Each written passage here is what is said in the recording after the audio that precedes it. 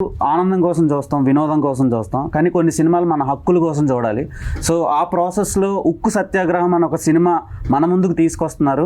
So director, producer, actor, చాలా చాలా titles ఉన్నాయి ఆయనకి. సత్యారెడ్డి గారు అండ్ జేడి లక్ష్మీనారాయణ గారు మనతో పాటు ఉన్నారు. వాళ్ళతో మాట్లాడి ఈ సినిమాని మనం థియేటర్లోనే ఎందుకు చూడాలి అని అడిగి తెలుసుకునే ప్రయత్నం చేద్దాం. నమస్కారం. నమస్కారం సార్. ఎలా ఉన్నారు సార్? బాగున్నా. సో ఉప్పు సత్యాగ్రహం తెలుసు మాకు. సో అది చాలా రెవల్యూషనరీ థింగ్. సో ఇప్పుడు ఉక్కు సత్యాగ్రహం అనే టైటిలే కొంచెం డిఫరెంట్గా ఉంది. సో ఇది రియల్ లైఫ్లో కూడా చాలా ఆడియన్స్కి కనెక్టివ్గా న్యూస్లలో చూసే థింగ్ ఇది. సో దీని మీద సినిమా తీయాలనే ఆలోచన మీకు ఎలా వచ్చింది? 32 మంది ప్రాణ త్యాగాలతోటి, లక్షలాది మంది ఉద్యమకారుల ఫలితంగా విశాఖ ఉక్కు తెలుగువారి హక్కు నినాదంతో ఏర్పడ్డ స్టీల్ ప్లాంట్ ప్రైవేటీకరణ అవుతుంటే, మేధావులు, పెద్ద వ్యక్తులు, ఉన్నతమైన అధికారాల్లో ఉండి కూడా అవన్నీ రాజీనామా చేసి వచ్చి ప్రజల కోసం పోరాడుతున్న మహానుభావులను చూసి కళాకారుడిగా, కళ కోసం కాదు, ప్రజల కోసం, నిద్రపోయేవాడు కనేది కళ, నిద్రపోయేవాడిని లేపేది కళ అనే సిద్ధాంతాన్ని నమ్మి ఒక కళాకారుడిగా ప్రజా యుద్ధ నౌక విప్లవ కవి గద్దరన్న గారిని స్ఫూర్తిగా తీసుకొని ఆయన పాటలు రాయగా అనేక మంది కవులు, కళాకారులు, ప్రజా కవులు రచించగా ఈ చిత్రాన్ని తీయటం జరిగింది. ఇంత గొప్ప వ్యక్తికి చూయిస్తే, ప్రజల మనిషి కాబట్టి, విశాఖపట్నం తోటి సత్సంబంధాలు ఉన్న వ్యక్తి కాబట్టి ఆయన్ని ఒకటే చెప్పాను, సార్ మీకు ఎలా మనసులో అనిపిస్తుందే మీడియాకి కానీ ప్రజలకు కానీ చెప్పండి సార్, బాగలేకపోతే బాగలేదని కూడా చెప్పండి సార్ అని చెప్పాను. ఆయన చెప్పమన్నా కూడా బాగలేని దాన్ని బాగుందని చెప్పడు, బాగుంటే బాగలేదని చెప్పడని ఆయన నైజం తెలుసు కాబట్టి ఆయన మీదనే వదిలేసి ఉదయం నుంచి ఆయనకి సినిమా చూపించడం జరిగింది. ఆయన అభిప్రాయం మీరే డైరెక్ట్గా తెలుసుకోవచ్చు. మీరు అన్నారు ఎందుకు తీశారని. గద్దరన్న గారంటే ఉభయ తెలుగు రాష్ట్రాల్లోనే కాదు, భారతదేశంలోనే ఉద్యమాలకు పునాది. ఆ స్టీల్ ప్లాంట్ ప్రైవేటీకరణ ఆపటం కోసం ఆయన నన్ను ఉత్తేజపరిచాడు. సమ్మెని జన్మ హక్కు రన్నో, దాన్ని ఆపేటి మొనగాడు ఎవడన్నా. సమ్మెని జన్మ హక్కు రన్నో, దాన్ని ఆపేటి మునగాడు ఎవడన్నా. అన్నన్న మాయన్న కంపెనీ కూలన్నా, ఆహా అన్నన్న మాయన్న కంపెనీ కూలన్నా. ఎన్నాళ్ళు నీ బతుకు ఎదురు తిరగవన్నో. ఉక్కు ఫ్యాక్టరీ తల్లి దుఃఖంలో ఉన్నది. విశాఖపట్నం, విశాఖ సముద్రము శోకమై పొంగినాది. ఇలాంటి పాట ఒకటి పాడి నాకు వినిపించిన తర్వాత ఖచ్చితంగా సినిమా తీయాలని నిర్ణయించుకున్నాను. తీయటం ఒక ఎత్తైతే, ఇన్ని సంవత్సరాలు కష్టపడి తీసి అనేక మందిని యాక్టింగ్ చేసేటట్టు చేసి సెన్సార్ కష్టాలు ఎదుర్కొని గద్దర్ గారు కూడా చనిపోయిన తర్వాత ఈ చివరి 48 గంటల్లో ఎవరికైతే మేము చెప్పాలనుకున్నామో, ఎవరికైతే చూపించాలనుకున్న ఆ మహానుభావుడు చూశారు. ఆయన అభిప్రాయాన్ని మీరు తెలుసుకోండి. ప్రజలకు ఆయన ఏం చెప్తారో మీ ద్వారా తెలియజేయాలని కోరుకుంటున్నాను. మన former courageous and daring IPS officer and Jai Bharat party founder మనతో పాటు ఉన్నారు, జేడి లక్ష్మీనారాయణ గారు. సో మీరు ఒక రెవల్యూషన్ సార్, సొసైటీకి దొరికిన ఒక గోల్డ్ అండ్ డైమండ్ అని ఐకాన్ అని చెప్పుకోవచ్చు. సో మీరు నార్మల్గా సినిమా ప్రమోషన్స్లో ఇన్యాక్టివ్గా ఉంటారు, అంతగా రారు. సో ఈ సినిమా గురించి వచ్చారంటే దాని వెనక ఒక పర్టికులర్ రీజన్, చాలా స్ట్రాంగ్ రీజన్ ఉండే ఉంటుంది. సో ఆ రీజన్ ఏంటి, అండ్ ఈ సినిమాని మీరు ఎందుకు ప్రమోట్ చేస్తున్నారు? ముఖ్యంగా ఏంటంటే ఈ సినిమా భారతదేశ ప్రజలతో ముడిపడిన సినిమా. ఇది కేవలం ఆంధ్రప్రదేశ్ ప్రజలు కానీ, తెలంగాణ ప్రజలు కానీ అనట్లేదు, మొత్తం భారతదేశ ప్రజలతో ముడిపడిన ఒక విషయం ఇది. ఎందుకంటే బేసిక్గా ప్రైవేటైజేషన్ అన్న ఒక విషయం.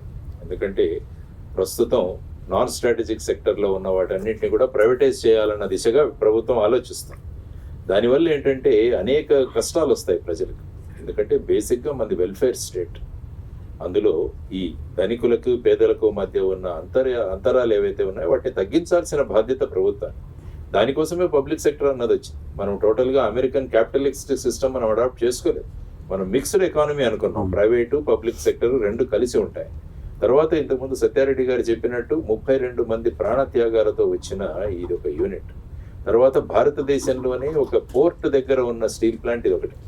కాబట్టి ఈ విధంగా ఉన్న యునిక్ ఫీచర్స్ ఏవైతే ఉన్నాయో, ఆ తర్వాత క్వాలిటీ ఆఫ్ స్టీల్ విశాఖపట్నంది చాలా గొప్పది.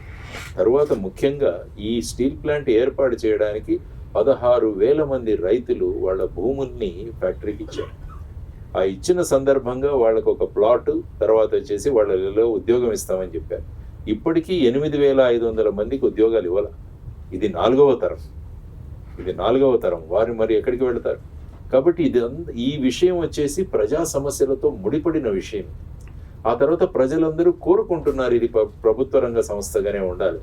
కాబట్టి ఇటువంటి జెన్యున్ ఇష్యూ ఏదైతే ఉందో, తర్వాత ఈ ఫ్యాక్టరీ, ఈ steel unit, Vizag steel plant అన్నది ప్రైవేటీకరణ కాకూడదని హైకోర్టులో పబ్లిక్ ఇంట్రెస్ట్ లిటిగేషన్ కూడా నా బాధ్యతగా నేను వేశాను. ఆ పబ్లిక్ ఇంట్రెస్ట్ లిటిగేషన్ నడుస్తుంది. అందువల్ల నాకు పర్సనల్గా కూడా ఇందులో చాలా ఇంట్రెస్ట్ ఉంది ఈ సబ్జెక్ట్లో. కాబట్టి ఈ సబ్జెక్టుని అత్యంత పవర్ఫుల్ మాధ్యమం ప్రస్తుతం ఉన్న సినిమా ద్వారా సత్యారెడ్డి గారు ప్రజలకు తెలియజేయబోతున్నారన్న విషయం తెచ్చి చాలా ఆనందించాను. మంచి మిత్రులు వారు, అప్పుడప్పుడు కలిసినప్పుడు కూడా మాట్లాడుకునేవారం. కానీ ఈరోజు సినిమా ఇవి చూసిన తర్వాత నేను ఆశ్చర్యపోయాను. నేను అనుకున్న దానికి వీరు యాక్చువల్గా చూపించిన దానికి చాలా డిఫరెన్స్ ఉందంటే, ఆ విధంగా చూస్తున్న వాళ్ళు ఎవరు కూడా ఆ సీట్లో ఖచ్చితంగా కూర్చోలేరు. ఎప్పుడు లేద్దామా అనిపిస్తుంది. మనం కూడా ఆ పాటలతో మనం కూడా గొంతు కలుపుదామా అన్న ఫీలింగ్స్ వారు తీసుకొచ్చారు. సార్, బేసిక్గా సినిమా చూసే విధానం మారిపోయిందండి. అంటే ఒకప్పుడు అంటే ఏది చూపించినా చూస్తుండే ఆడియన్స్. ఇప్పుడు ఈ సోషల్ మీడియా పెరిగిన తర్వాత ఈ 5G వరల్డ్లో ఆడియన్కి చాలా టెక్నాలజీ దగ్గరికి వచ్చేసింది, చేతిలో ఉంది. సో ఇలాంటి టైప్ ఆఫ్ ఫిలిమ్స్ని థియేటర్లోనే చూడాలి అంటే చాలా మందికి కష్టంగా ఉంటుంది. సో ఈ సినిమాలో స్పెషాలిటీ ఏంటి, అండ్ మీ క్యారెక్టర్ కూడా ఈ సినిమాలో ఉందంట. అంటే గొప్ప వ్యక్తులు ఎలా ఉంటారంటే వాళ్ళు ఇతరులకు ఆపాదిస్తారు వారు చేసిన విషయాలు, వాళ్ళు చెబుతుంటారు. కాబట్టి మిత్రులు కాబట్టి వారు ఆ విధంగా చెప్పారు. కానీ ఈ విషయం ఏదైతే ఉందో అది ఖచ్చితంగా ఈ కంప్లీట్, ఎందుకంటే కథ, మాటలు, తర్వాత వచ్చేసి అప్పుడు దాసరి నారాయణరావు గారు చూసేవారు. వారు కథ, మాటలు, పాటలు, స్క్రీన్ ప్లే అన్ని కూడా దాసరి నారాయణరావు గారు. తర్వాత మళ్ళా ఒకసారి సత్యారెడ్డి గారిని ఈరోజు ఆ టైటిల్ చూసే అవకాశం నాకు దొరికింది. తర్వాత ఆయన స్వయంగా కూడా నటించారు. తర్వాత ఆ ఉద్వేగభరితమైన ఆయన హావభావాలు చూస్తే కూడా ఎప్పుడైతే మనిషి ఆ విషయంతో ట్రూగా కనెక్ట్ అవుతామో అప్పుడు మన శరీరం కూడా స్పందిస్తుంది ఆ విధంగా చేయడానికి. కాబట్టి ఆ పాటలు, తర్వాత ముఖ్యంగా గద్దర్ గారు ఈ సినిమాలో నటించడం అన్నది చాలా గొప్ప విషయం. గద్దర్ గారు నాకు బాగా పరిచయం. ఏం లచ్చన్న ఎట్లున్నావే అంటారు ఆయన కలిసినప్పుడు. కాబట్టి ఆ విధమైన ఆయన్ని కూడా ఒకసారి స్క్రీన్ మీద మళ్ళా చివరిసారిగా ఆయన చూడడం అన్నది కూడా జరిగింది. ఆయన కూడా చాలా ఇన్వాల్వ్ అయి చేశారు. ఎవరు, కోరెటి వెంకన్న గారు కావచ్చు, లేకుంటే సుద్దాల అశోక్ తేజ గారు కావచ్చు, వారు రాసిన పాటలు, అందులో ఉపయోగించిన పదాలు కూడా చాలా ఇదిగా ఎమోషనల్గా, ఇన్స్పిరేషనల్గా ఉంటాయి. మీరు అన్నారు సినిమాకి వెళ్ళి కూర్చోవాలి. సినిమా సాధారణంగా మనం ఒక ఎంజాయ్మెంట్ కోసం లేకుంటే టైంపాస్ కోసం చూస్తుంటాం. కానీ కొన్ని సినిమాలు మన సామాజిక బాధ్యతతో చూడాల్సిన అవసరం కూడా ఉంది. ఎందుకంటే ఈ సినిమాకి ఇంత ఖర్చు పెట్టి తీసిన తర్వాత ఇది ఎవరి కోసం తీస్తున్నారు? ఫైనల్గా ఒక అభూత కల్పన కాదు, ఫ్యాంటసీ వరల్డ్ కాదు, ఇది రియాలిటీ. అందుకని ఈ మధ్య నాకు చూస్తున్నది ఏంటంటే బయోపిక్స్ కూడా బాగా జనాలు చూస్తున్నారు. రియల్ టైమ్ స్టోరీస్, బయోపిక్స్ కూడా ఈ మధ్య ఆడియన్స్ పెరిగారు. ఫ్యాంటసీలో ఉండడం కన్నా నిజమైన రియలిస్టిక్ ఇన్సిడెంట్ ఇష్టపడుతున్నారు. కాబట్టి ఇది కూడా రియలిస్టిక్, ప్రజల యొక్క సమస్యలతో ముడిపడిన సినిమా. కాబట్టి నేను చెప్పినట్టు ఇది కేవలం ఎంటర్టైన్మెంట్ మాత్రమే కాదు, ఇందులో సామాజిక బాధ్యత ఉంది. సామాజిక బాధ్యతతో వీరు సినిమా తీసినప్పుడు మనం కూడా సామాజిక బాధ్యతతో స్పందించడం అన్నది మనిషి యొక్క లక్షణం. కాబట్టి ఈ సినిమా ఖచ్చితంగా సినిమాలో థియేటర్లో చూడండి అని నేను మీ ద్వారా, దేవ్ గారి ద్వారా తెలియజేస్తున్నాను వీక్షకులందరికీ కూడా. Treat it as a social responsibility. ఎందుకంటే మన సమస్య, మనం ఇల్లు కట్టుకునే స్టీల్ గురించి ఉన్న సమస్య, క్వాలిటీ స్టీల్ ప్రొడ్యూస్ చేసే స్టీల్ ప్లాంట్ యొక్క సమస్య, అది స్టీల్ ప్లాంట్ సమస్య కాదు, మనందరి సమస్య.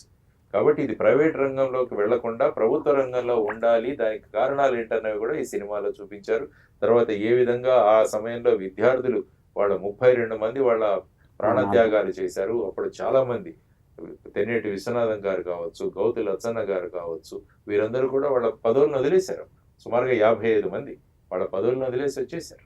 సార్, ఇఫ్ స్టీల్ ప్లాంట్ ప్రైవేటీకరణ అయితే సిచ్యువేషన్ ఏంటి? అంటే ఏమవుతుందంటే ఈ ప్రైవేటీకరణ కాకూడదు అని ప్రజలు కోరుకుంటున్నారు. అన్ని రాజకీయ పక్షాలు కూడా వేదికల మీద మాట్లాడుతున్నారు. ఇంక్లూడింగ్ భారతీయ జనతా పార్టీ కూడా ఈ స్టీల్ ప్లాంట్ ప్రైవేటీకరణ అవ్వదనే చెబుతున్నారు. అది అందరూ ఆ విధంగా మాట్లాడుతున్నప్పుడు మాకు కూడా ఆనందం కలుగుతుంది. అంటే ఈ స్టీల్ ప్లాంట్ ప్రైవేటీకరణ అవ్వదులే. కానీ ఎప్పుడైతే మనం మాట ఇచ్చిన తర్వాత మన చర్యలు కూడా ఆ విధంగా ఉండాలి. అంటే ఈ స్టీల్ ప్లాంట్ ప్రైవేటీకరణ మేము చేయట్లేదు అని ఫైనల్గా క్యాబినెట్ ఒక నిర్ణయం తీసుకుంది అనుకోండి, అది ప్రజల్లో ఒక రకమైన కాన్ఫిడెన్స్ ఇస్తుంది. కానీ ప్రతి ఒక్కరూ రావడం అవ్వదు అని చెప్పడం, కానీ కాంక్రీట్గా స్టెప్స్ పడకపోవడం వల్ల ప్రజల్లో అనుమానాలు ఉన్నాయి. నిజంగా మనల్ని ఈ రాజకీయంగా మనల్ని ప్రభావితం చూపించడానికి చేస్తున్నారా, నిజంగా చిత్తశుద్ధితో చేస్తున్నారా అన్నది కూడా ప్రజల్లో అనుమానం కలుగుతుంది. కాబట్టి ఆ అనుమానం ఎప్పుడు రానివ్వకూడదు పొలిటికల్ పార్టీస్. వారు ప్రజాపక్షపాతిగా పనిచేసే మీరు చాలా ట్విస్ట్లు ఇచ్చారు లాస్ట్ ఒక 2 years నుంచి కామన్ పీపుల్కి, పొలిటికల్ పీపుల్కి, అందరికీ. సో అలా ఇవ్వడానికి రీజన్స్ చాలా ఉండొచ్చు. నేను ఆ రీజన్స్ అడగను. కానీ చాలా రోజుల తర్వాత మీరు మీడియా ముందు కూడా వచ్చారు కాబట్టి కొన్ని అడక్క తప్పట్లేదు. ఫస్ట్ థింగ్, జై భారత్ పార్టీ, మీరు జనసేన పార్టీ నుంచి బయటకు వచ్చి జై భారత్ పార్టీ పెట్టి సో ఓడిపోవడం జరిగింది. సో ఎలా అనిపించింది సార్, ఈ ఎక్స్పీరియన్స్ ఎలా అనిపించింది మీకు? ఇదంతా ఏంటంటే మనం పార్టీలోకి రావడము, తర్వాత ఎన్నికలు అన్నది ప్రజలను చైతన్యవంతంగా చేయడానికి వచ్చే విధానాలు. ఎందుకంటే లేకుంటే ప్రస్తుతం ఉన్న ఎన్నికల్లో ఇంత ఇన్వెస్ట్మెంట్ పాలిటిక్స్ అయిపోయాము. ఇంత డబ్బులు మీరు ఇన్వెస్ట్ చేయాలి, ఆ తర్వాత బిజినెస్ అయిపోయింది ఆటోమేటిక్. అందుకని బిజినెస్ పీపులే వస్తున్నారు మోస్ట్ ఆఫ్ ది పీపుల్ ఈ పాలిటిక్స్. ఎంటర్ప్రీనర్స్, తర్వాత ఈ ఫ్యాక్టరీ పెద్ద పెద్ద యూనిట్స్ పెట్టిన వాళ్ళు, ఈ విధంగా వాళ్ళందరూ దిగుతున్నారు. సో దానివల్ల ఏమవుతుందంటే ఇన్వెస్ట్మెంట్ పాలిటిక్స్, కాస్ట్లీ పాలిటిక్స్ అయిపోతున్నాయి ఇవన్నీ. కాబట్టి దీని నుంచి నిజమైన ప్రజాస్వామ్యం తీసుకురావాలంటే ఒక హోప్ ఎక్కడైనా క్రియేట్ చేయాలి. అందువల్ల దాన్ని ఓటర్లను చైతన్యవంతులుగా చేసే బాధ్యత మేము ముఖ్యంగా జై భారత్ నేషనల్ పార్టీ పెట్టిన ప్రధానమైన ఉద్దేశం. ఎందుకంటే ఒక పార్టీ ఓవర్ నైట్ను ఎప్పుడు కూడా అవ్వదు. ఇది ఒక లాంగ్ డ్రాన్ బ్యాటిల్.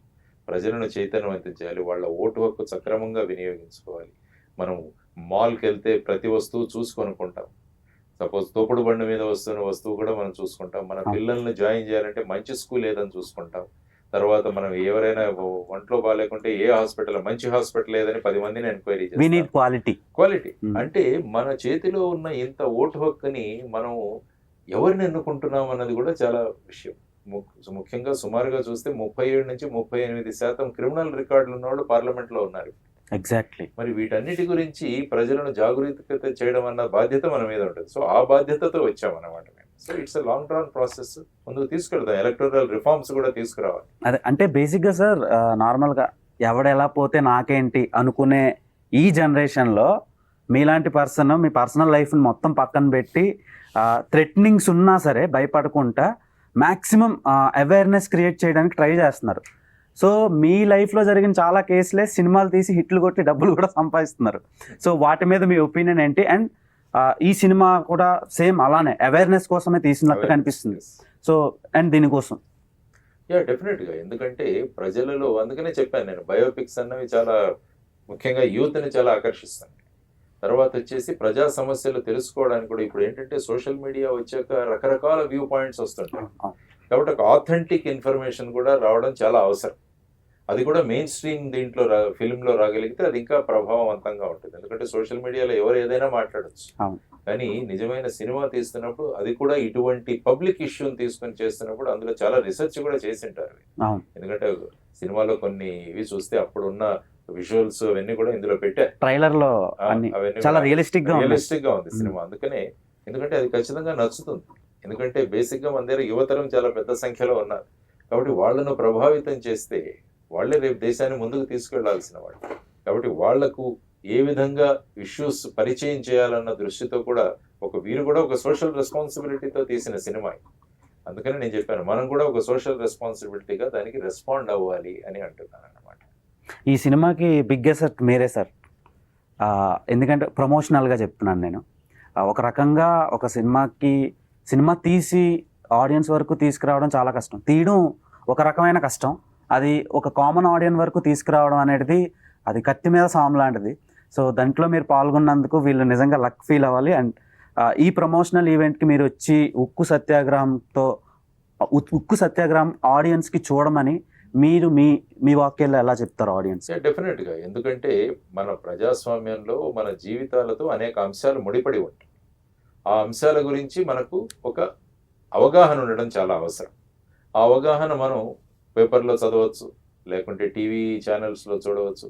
కానీ మన భారతదేశంలో, ముఖ్యంగా దక్షిణ భారతదేశంలో అత్యంత పవర్ఫుల్ ఏదైనా మీడియా ఉంటే అది సినిమా. ఎందుకంటే లక్షలాది మంది ఫ్యాన్స్ ఉంటారు. ఒక్కొక్క సినిమా హీరో తీసుకుంటే లక్షలాది మంది ఫ్యాన్స్ ఉంటారు. తర్వాత రాజకీయాల్లో కూడా సినిమాలో ఉన్న వాళ్ళని ఆదరించింది మన దక్షిణ భారతదేశం. అటు తమిళనాడు కావచ్చు, ఇటు ఆంధ్రప్రదేశ్ కావచ్చు, కర్ణాటక, ఇవన్నీ కూడా వీళ్ళందరూ కూడా ఈ విధమైన ప్రభావం. కాబట్టి అటువంటి ఆడియన్స్ను ప్రభావం చేసేది మళ్ళా ఇటువంటి సినిమాలే. అందువల్ల ఈ సినిమా మాధ్యమం ద్వారా ఈ నిజ సమస్యను, నిజమైన సమస్యను మీ ముందు ఉంచడానికి ప్రయత్నం చేస్తున్నారు. కాబట్టి చూడండి, అందులో మీకున్న కామెంట్స్ ఇవ్వండి. ఇంకా దాంట్లో ఏమన్నా మీకు అనుమానాలు ఉంటే కూడా వారు ఖచ్చితంగా నిరసన చేస్తారు. ఫైనల్గా మనకు కావలసినది ఏంటంటే, ఈ విశాఖపట్నం స్టీల్ ప్లాంట్ అన్నది ప్రభుత్వ రంగ సంస్థగా కొనసాగాలి అన్నది ప్రజల యొక్క అభిప్రాయం. ఎందుకంటే మనకు లోక్సభలో కానీ శాసనసభలో ఉన్న వాళ్ళు ప్రజాప్రతినిధి. ఎందుకంటే పీపుల్ కాబట్టి ప్రజా అభిప్రాయాన్ని వాళ్ళు అక్కడికి తీసుకువెళ్ళి ఆ విధంగా నిర్ణయాలు తీసుకోవాలి. లేకుంటే వాళ్ళేదో నిర్ణయం తీసుకొని ప్రజల మీద రుద్దడం అది ప్రజాస్వామ్యం కాదు. అదేమవుతుందంటే నిరంకుశత్వం. కాబట్టి ప్రజాస్వామ్యంలో ప్రజలందరూ ఈ విధంగా కోరుకుంటూ దానికి ప్రజలు కూడా సింపుల్ సొల్యూషన్లు ఇచ్చారు. ఏంటి, ఈ స్టీల్ ప్లాంట్కి మీరు స్వతంత్ర గనులు కేటాయించండి, ఇండిపెండెంట్ వాళ్ళు మైన్స్ కేటాయించండి, లేకుంటే స్టీల్ అథారిటీ ఆఫ్ ఇండియాలో దీన్ని కలపండి. సింపుల్ సొల్యూషన్స్ ఈ రెండు కూడా ప్రభుత్వాలు చేయవచ్చు. మరి ఆ విధంగా చేయడానికి ఇంత సమయం ఎందుకు పడుతుందని ప్రజలు అడుగుతున్నారు. కాబట్టి దాన్నే ఇందులో ప్రతిబింబించారనమాట. ఇంత సింపుల్ సొల్యూషన్ ఉన్నా కూడా మనం ఈ విధంగా ఎందుకు చేయట్లేదన్నది ప్రజల్లో ఉన్న ఆలోచన, వాళ్ళ అనుమానాలను ఇక్కడ చిత్రరూపంగా చూపించి మళ్ళా దీని ద్వారా ప్రజల్లోనూ ప్రభుత్వం మీద కూడా ఇంపాక్ట్ కలగజేసే విధంగా ఉంది ఈ సినిమా. ప్రభుత్వం కూడా మా బాధ్యత ఎక్కడో విస్మరిస్తున్నామన్నది కూడా ఈ సినిమా చెబుతుంది వాళ్ళకి.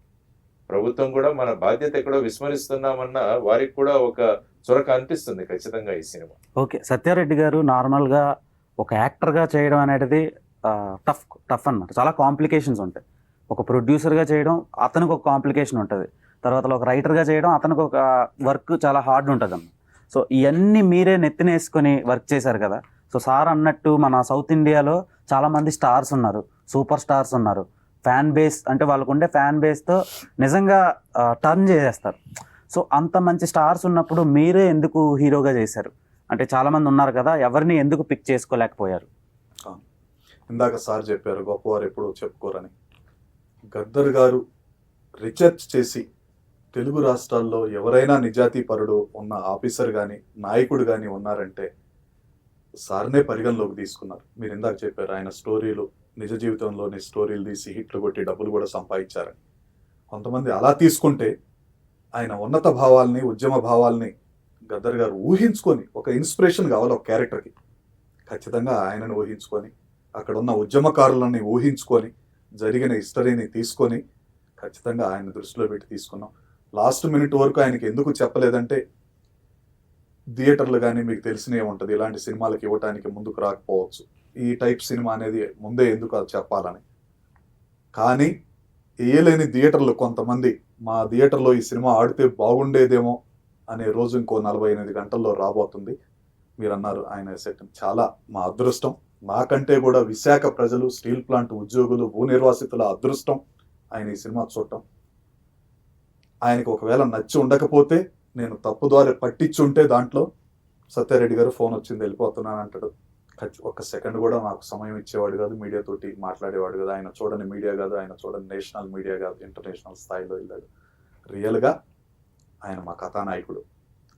ముందు చెప్తే దాని మీద ఎన్ని ఇబ్బందులు ఉంటాయన్న కారణంతో అన్ని రెడీ అయినాక రిలీజ్కి వెళ్ళే ముందు చెప్తున్నా. మనస్ఫూర్తిగా మీ ద్వారా సార్కి ధన్యవాదాలు. ఈ చిత్ర యూనిట్ అందరి తరపున, గద్దర్ గారి ఆత్మ తరపున, గద్దర్ గారి కుమార్తె తరపున కూడా హృదయపూర్వక. ఆమె చెప్పింది డయాస్ మీద, మిమ్మల్ని చూస్తూ పెరిగాం సార్, మాలో ఎన్ని భావాలు ఉన్నాయంటే మీరు కూడా ఒక ఇన్స్పిరేషన్ సార్. అలాంటి వాళ్ళు తెలుగు రాష్ట్రాల్లో ఎన్నో వందల వేల మంది ఉన్నారు, వాళ్ళల్లో నేను ఒకడిని. రాజకీయాల్లో వేరుగా ఉన్నా కానీ భావాల్లో, ఉద్యమాల్లో ఎన్నోసార్లు కలిసాం ఆయనతోటి. చాలాసార్లు చెప్పాను సార్ మీరంటే ఇన్స్పిరేషన్ అని, వాళ్ళల్లో నేను ఒకడిని.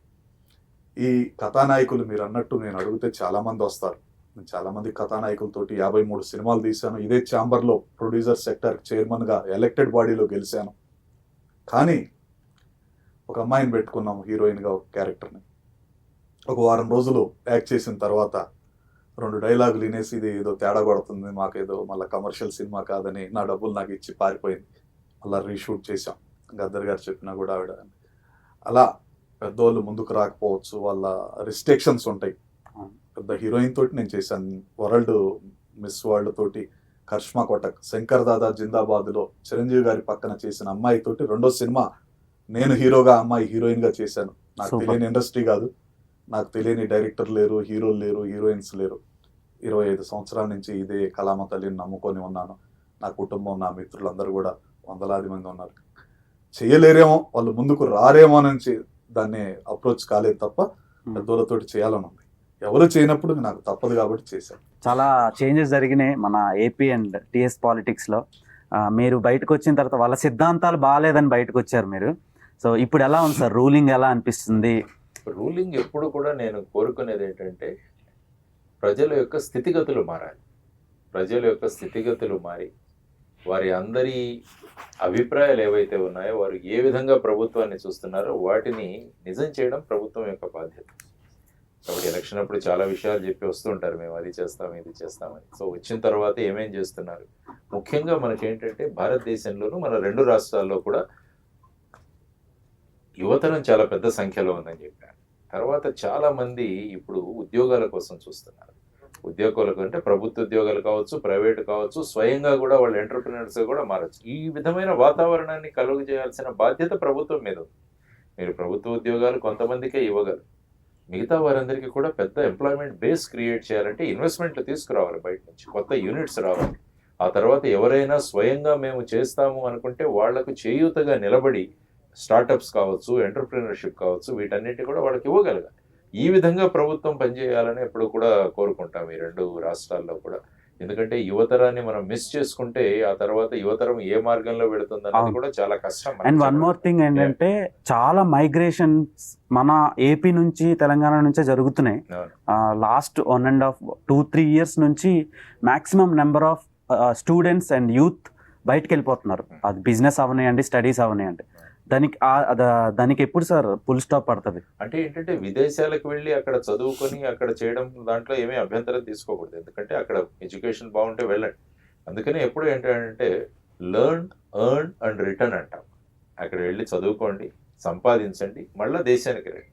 చేసి ఇక్కడ మన దేశంతో మన బాధ్యత ఉంది. We have to pay back to the society. ఈ సొసైటీ నుంచి ఎంతో తీసుకున్నాం కాబట్టి మళ్ళీ ఈ సొసైటీకి ఇవ్వాల్సిన బాధ్యత మన మీద ఉందని.